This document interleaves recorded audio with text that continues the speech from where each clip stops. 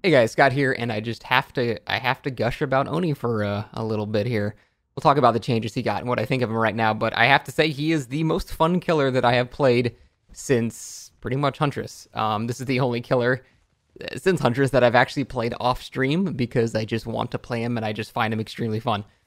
So that is saying a lot. Now I hear console players are having not so great a time with him because this whole flick is very hard to control on that. So I feel bad for you guys that have to play this game on console. I'm sorry you guys are having a rough time, but man, on PC, holy shit, he is so fun.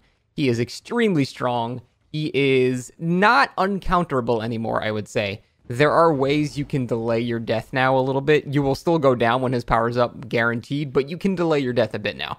So let's talk about the changes they made. First, they basically nerfed every single thing about his chase aspect. They nerfed the speed at which he breaks pallets. They nerfed the rotation speed of his flick. And they also nerfed the cooldown after coming out of his power. And I kind of wanted them to pick maybe like one or two of these things, maybe not all three.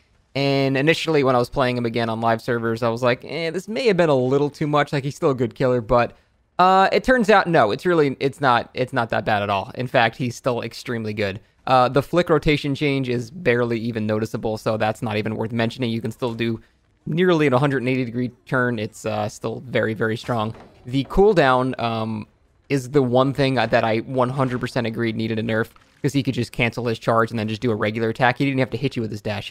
There's no skill required. He could just get next to you, cancel his power, and then just do a one-shot smack on you. So I'm glad that they nerfed that, because that was a little ridiculous. The other thing that they nerfed was the pallet breaking speed. However, this wasn't a nerf, this was just a bug fix. Apparently, they just forgot the animation of the actual pallet breaking, so it was never intended to be like that in the first place.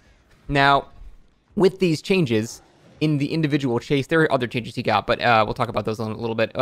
With these changes, in the individual chase, he actually, there are a couple of things you can do to kind of delay him now.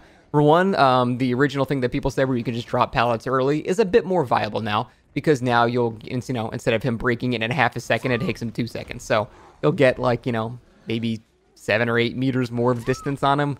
He's going to catch back up again in 5 seconds, but it's a bit more viable to just throw pallets down now as a way to obstruct him from just getting right in your face. So that is something that introduced a little bit of counterplay. The fact that his cooldown is higher now means he needs to be precise. He can't just land next to you and then down you eventually, which is great.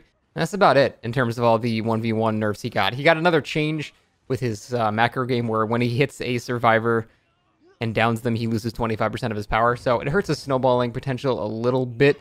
On the flip side, though, now you no longer lose any of your power when you pick a survivor up, which means you can down a survivor with your power early in the game, get some barbecue and chili going, and find other people without that whole fear of losing your power. So kind of a plus and a minus there. Not too big of a change. It just de-incentivizes slugging, which I think is good for everybody, because no one likes getting slugged, and no one likes slugging as killer because you get less points too. So basically everyone's happy. Other than that, though, I mean, yeah, I just think he's so fun. I think he's way better than people are giving him credit for. I think he's actually better than Hillbilly because you pretty much can't loop him, and you will get a hit. No matter what, you could be going against the best team in the world. You will get a hit within a minute or two, as long as you're a pretty decent killer. So that's all you need. You just need that one hit and the blood starts flowing. And, even against a really good team, you might lose 2 or even 3 gens before you get one use of your power. Like, even in this game, it took me 2 minutes to actually down someone with my power.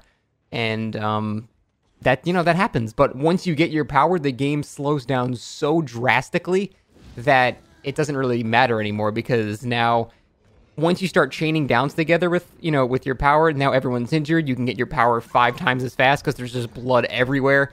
And this, dude, I've been doing all this shit without Nurse's Calling or Barbecue or Infectious Fright or any of these tracking perks. When I have that stuff, oh my god, I cannot wait.